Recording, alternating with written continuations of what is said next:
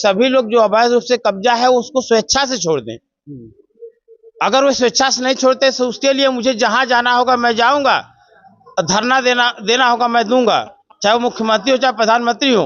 इसके लिए मेरा जो भी नाश होगा मैं पूरा तैयार हूं और पूरी बस्ती को लेकर मैं चलूंगा, लेकिन अवैध कब्जा को भी मैं हटाने का प्रयास करूंगा। क्योंकि एक बिस्सा दो बिस्सा अगर कोई कब्जा कर लिया ठीक है, लेकिन बताइए कि इनके पास एक ही परिवार एक फुटी करके भी हमको वो रो रही थी यही है। और बताइए उनकी स्थिति ये बनी हुई है कि एक ही में ससुर भी सोते थे, वही लड़का भी, वही लड़की भी, वही। और स्थिति थोड़ा सा नाजुक है। स्थिति है कि अगर वो लड़के लड़कियां इस तरह की स्थिति को देखेंगे तो वो आज नहीं कल घटनाएं करेंगे। नमस्कार, आप देख रहे हैं काशी उजाला न्यूज। इस वक्त वाराणसी के उमराहा गांव में मौजूद हैं। गांव की समस्या गली से लेकर के इस ग्रामीण क्षेत्र में सुनने को मिलता है। इसी बात को लेकर के उमराहा गांव के गणेश पटेल जी हैं, उन्हीं से हम जानेंगे कि इनके गांव की कौन कौन सी समस्या अभी तक रह गई है जो कि अभी तक पूर्ण नहीं हो पाई है, क्योंकि इतनी की संख्या में ग्रामीण आए हैं। इस समय हम उमराहा ग्राम पंचायत पे मौजूद हैं और जानेंगे और पूछेंगे भी। थोड़ा सा हम ये जानने के लिए आए हैं आपके गांव में कि आज जिला विधिक सेवा प्राधिकरण की ओर से अंतर्राष्ट्रीय श्रमिक दिवस के रूप में आज आपके ग्राम पंचायत पर कैंप लगा करके जागरूक किया गया। जागरूक अभियान को लेकर क्या कहना चाहेंगे? सबसे पहले तो मैं अपने गांव से आए हुए सभी मजदूर और भाइयों को प्रणाम और स्वागत करेंगे कि एक टूक आवाज देने पर वह जिस तरह से काम में चले जाता है उसी तरह से एक टूक आवाज लगाने में ढेरों संख्या में लोग आए और अपनी समस्याओं को माननीय जी से, विधिक कार्यालय के माननीय जी से अवगत कराया, जिसके कुछ मुख्य बिंदु थे वह इस प्रकार रहे। सबसे पहले तो भूमि की समस्या। सब अपने ग्राम सभा में आवास बहुत कम लोगों के पास बन पाया है। आवास है, आवास तो उनका आवंटित है, पर यह आवास आवंटित होने के बाद समस्या प्रधान या प्रधान प्रतिनिधि हम लोग के पास ये है कि ये बनेगा कहाँ? जमीन तो है नहीं। जमीन तो है नहीं। अब जमीन सरकारी बहुत है, कम से कम 18 बीघा जमीन है। वह एक इधर है जो कि 19 बिस्सा है। 19 बिस्सा में एक ही परिवार के 5 लोग और 2 अलग, यानी 7 लोग मिलकर के 19 बिस्सा कब्जा कर लिए। जबकि यह जमीन अगर आधा बिस्सा भी दिया जाए 5-5 ओवर तो 19 दूना 38 लोग को दिया जा सकता है। दूसरी जमीन सर्वेद महामंदिर के पीछे है। सर्वेद महामंदिर के पीछे वो भी जमीन इसी तरह से है। वो भी जो लोग जिनके पास जमीन नहीं है, अभी सामने खड़े हैं, कई लोग खड़े भी हैं, इन लोग के पास जमीन नहीं है, लोग जाकर के वहाँ अपना उसी तरह से गुजर बसर कर रहे थे। लेकिन वहाँ एकाध दो जो अवैध रूप से कब्जा किए हैं वो इतनी दावेदारी के साथ है कि उनको बसने नहीं दी, यहाँ तक कि उनका ईंट भी या उनका मड़ई भी फूक दिए, हटा दिए। हाँ, इसमें एकाध दो परिवार ऐसे हैं जो मड़ई को फूके तो क्या उनकी जमीन आवंटन थी या जबरदस्ती? आवंटित नहीं है और वो अवैध में कब्जा भी है। हाँ। अब तीसरी जो जमीन है हमारे पास वह सर्वे यहाँ उमराहा बाजार के पीछे पेट्रोल पंप है।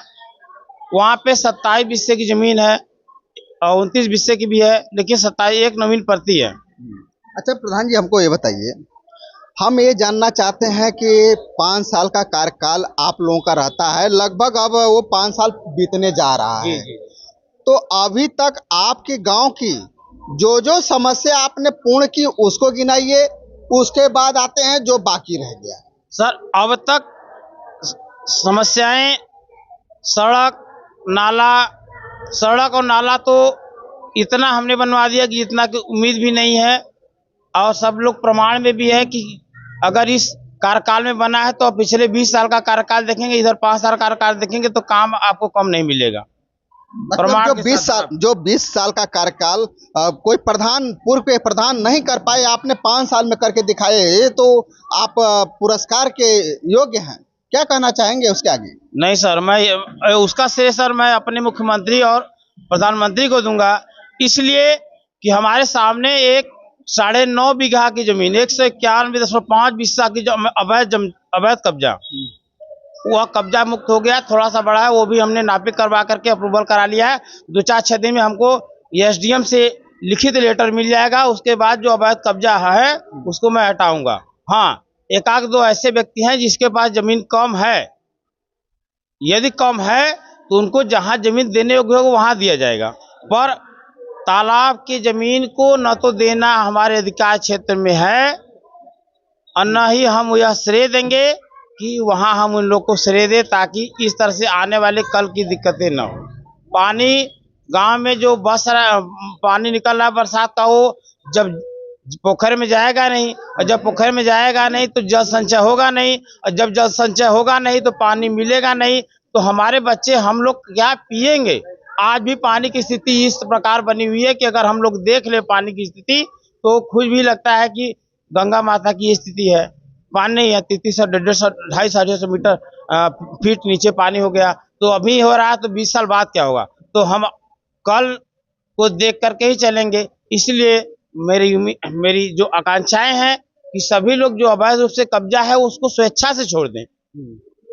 अगर वो स्वेच्छा से नहीं छोड़ते तो उसके लिए मुझे जहां जाना होगा मैं जाऊंगा, धरना देना होगा मैं दूंगा, चाहे वो मुख्यमंत्री हो चाहे प्रधानमंत्री हो। इसके लिए मेरा जो भी नाश होगा मैं पूरा तैयार हूं और पूरी बस्ती को लेकर मैं चलूंगा, लेकिन अवैध कब्जा को भी मैं हटाने का प्रयास करूंगा। क्योंकि 1 बिस्सा 2 बिस्सा अगर कोई कब्जा कर लिया ठीक है, लेकिन बताइए कि इनके पास एक ही परिवार एक फुटी करके भी हमको वो रो रही थी, यही है। और बताइए उनकी स्थिति ये बनी हुई है कि एक ही में ससुर भी सोते थे, वही लड़का भी, वही लड़की भी, वही। और स्थिति थोड़ा सा नाजुक है। स्थिति है कि अगर वो लड़के लड़कियां इस तरह की स्थिति को देखेंगे तो वो आज नहीं कल घटनाएं करेंगे।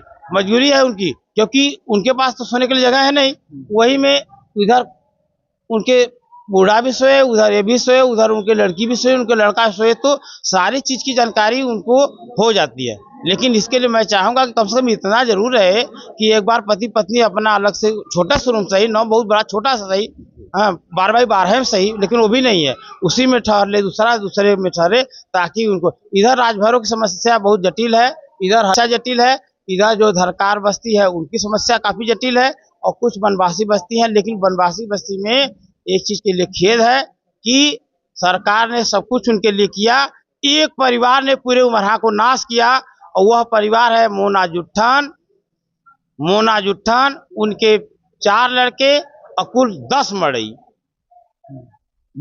आज ये लोग जो खड़े हैं ना, इनको खड़े खड़े सरकार जमीन दे देती और ये लोग खड़े खड़े बस गए होते। बताइए, उससे झुकाए, उनके पास एक कोठरी नहीं है, सड़क पर छो। इस समय इधर चले जाएंगे विश्वकर्मा में, लल्लू विश्वकर्मा, सचिन विश्वकर्मा, और उधर कई ठे हैं आशा विश्वकर्मा, एक को धूर नहीं है, सड़क पर सो रहे हैं। यहाँ पे कुल 32 ऐसे परिवार हैं कि जिसके पास की एक धूर भी जमीन नहीं है अलाउ। तो इस तरह जमीनें कब्जा किए हैं, क्या उनको ये समझ में नहीं आती है कि हमारे गांव के ही निवासी लोग हैं, हमारे बड़े भाई होंगे, चाचा होंगे, कुछ तो पद में लगते होंगे, उनको इस बात का दर्द नहीं आता है? नहीं, अगर उनको दर्द होता तो वे स्वेच्छा से छोड़ देते। लेकिन दर्द कब आता है? जब हम टूटते हैं लेने के लिए, जब हम टूटते हैं लेने के, तब वो कहना चिल्लालू करते हैं, अरे ऐसा करो कि आ जाओ सब लोग, ले लो। अच्छा ये बताइए, उनको कभी एहसास नहीं हो रहा है कि जो मैं गलत किया हूँ, कल के डेट में वही चीज हमारे हाथ से जब छीनेगी तो उनको कितना दर्द होगा? नहीं, ये एहसास तो होना चाहिए, लेकिन हमको लगता है कि उनके नाम पर इंसानियत नाम का कुछ नहीं है। यानी कि वही अगर आपके अधिकारी या किसी और के दबाव में अगर ये काम हुआ, हटाया गया, तो गांव उनके ऊपर थूकेगा?